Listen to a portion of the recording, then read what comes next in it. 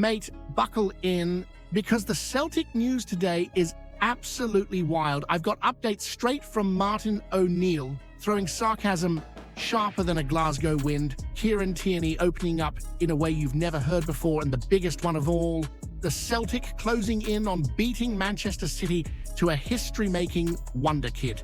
That last story changes everything, so stay with me right to the very end. We have 6 news a day to keep you updated with the mighty Celtic. Hit that subscribe button and be part of it. Mate, let me tell you something straight from paradise, because this one had me laughing like someone trying to find shelter on Sucky Hall Street during a Glasgow storm. Martin O'Neill walked into that presser in Rotterdam with the swagger of a man who's seen everything in football, and when some brave soul asked him if he fancied a wee departing gif by beating Feyenoord, he hit back with sarcasm so sharp it could have sliced through the excuses the Blues come out with every other week. He just stared back and fired, "Oh yeah," just as easy as that, like he was being asked to fix the weather or explain why Rangers crumble whenever pressure turns up. But once he got the joke out his system, he made it crystal clear Celtic are heading into this Feyenoord clash looking for a result, no hiding, no fear. And even though the Europe run's been rough this season, he spoke with that stubborn confidence that only someone who's worn the badge with pride can carry. He admitted St. Mirren wasn't vintage stuff, but a win is a win. And winning builds belief quicker than a goal against the Blues at Ibrox sends their crowd into meltdown. Then he swung the spotlight onto Wilfried Nancy, who's practically packing his bags for Glasgow, and O'Neill didn't dress it up.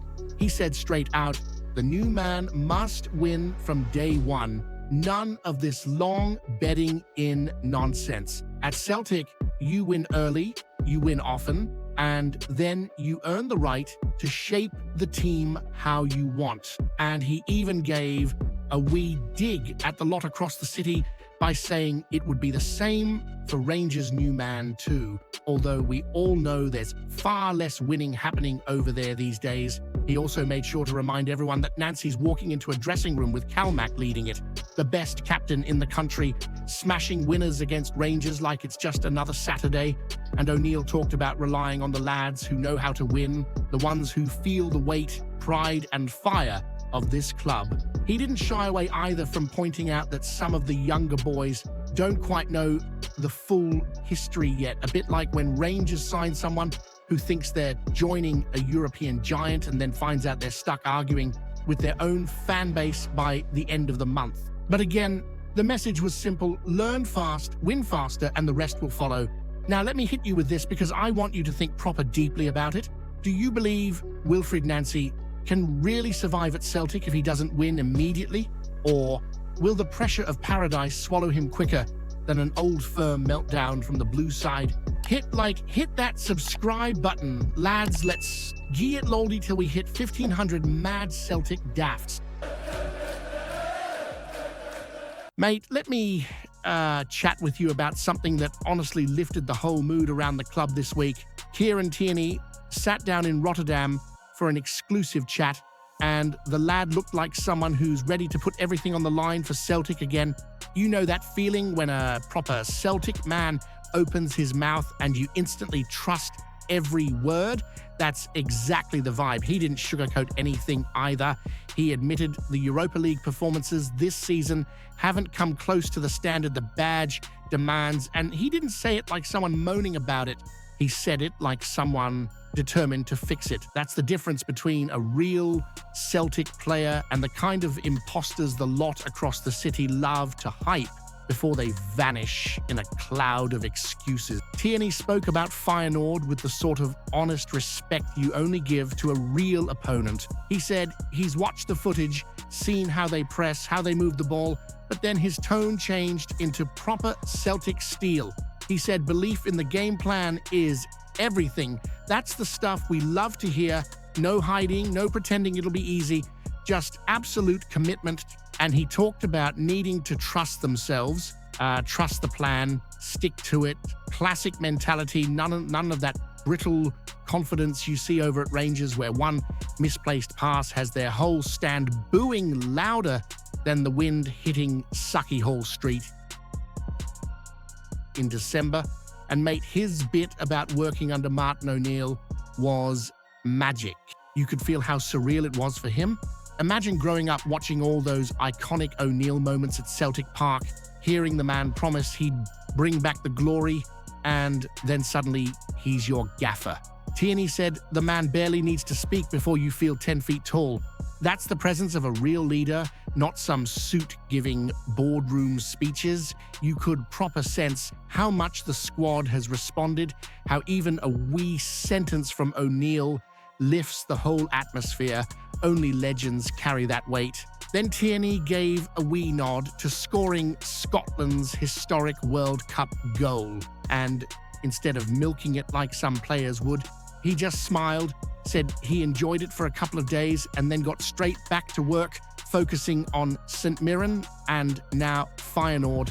That's the mindset. That's why he's loved. That's why he fits Celtic. He's not thinking about glory. He's thinking about the next shift. So let me throw something right at you, because this one will get you thinking. Do you believe Kieran Tierney should become Celtic's next long-term leader after Calmac, or is that responsibility far too big for anyone else to carry? Hit that subscribe button, lads. Let's G it. Lolly till we hit 1,500 mad Celtic dafts. Let me walk you through this one, because this could be the start of something massive for the Celtic. Every whisper coming out of Glasgow right now is pointing in the same direction.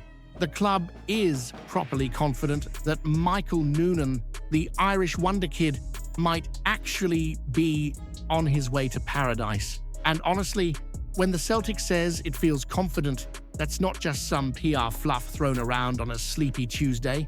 That usually means something real is moving behind the scenes. We're talking about a lad who became the youngest goal scorer in Europa Conference League history at 16 years old. 16, mate. When I was 16, I could barely drag myself down Sucky Hall Street without needing a nap, and this boy was out there scoring in Europe like it was a school kickabout. Then he rocks up at the Under-17 World Cup and bangs in 3 goals with the calmness of a seasoned pro. No surprise at all that scouts everywhere are calling him the future of Irish football. Watching him play, you genuinely get the feeling he was born to do this. Now, here comes the part that will make any proper Celtic fan crack a wee smile. Manchester City want him as well. Of course they do. They hoover up young players the way the lot across the city hoover up excuses every time they bottle a big match. But here's the twist. The Celtic actually believes it can beat City to the signing. And mate, that's glorious. Nothing warms the heart more than our club stepping in front of one of those English money giants and saying, "Sorry lads, this one's coming to Glasgow." Because while City will offer their usual polished academy setup and a wage packet big enough to buy half of Edinburgh, the Celtic offers something they never will. Real footballing purpose, a chance to play, to grow, to become a hero in front of a support that breathes every moment with you. And with Wilfried Nancy on the verge of taking over, you know he'll want his own statement signing, someone to shape the future around. Noonan fits that bill perfectly. The only hitch is that he can't leave Ireland until next summer.